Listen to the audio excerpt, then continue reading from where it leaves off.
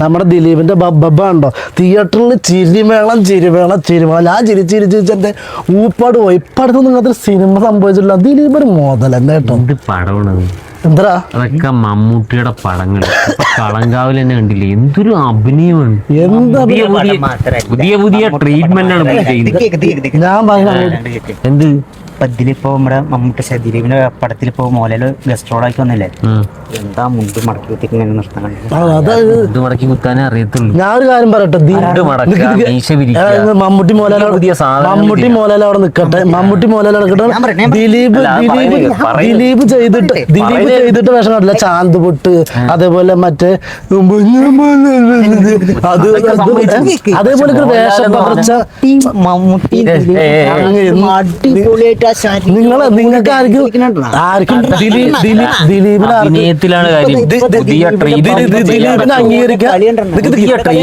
Mohanlal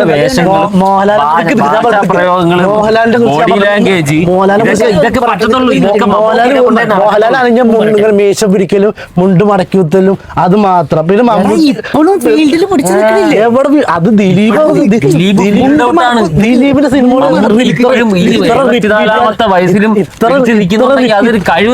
repeat value ഉള്ള cinema ആരുള്ള ദിലീപിന്റെ അല്ലാതെ ആരും കാണില്ല. ഞാൻ പറയട്ടെ, എല്ലാരും വിടും.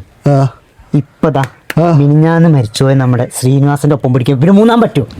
അത് പറ്റുമോ? അത്ര ഓൾറൗണ്ടർ ആയിട്ട് കഥാ സംവിധാനം നടൻ സംവിധാനം തിരക്കഥ സംഭാഷണം അങ്ങനെ പറയാ ആദ്യം പഠിച്ച ഞാൻ നിങ്ങൾ അതുപോട്ടെ, നമുക്ക് ചായ കുടിക്കാൻ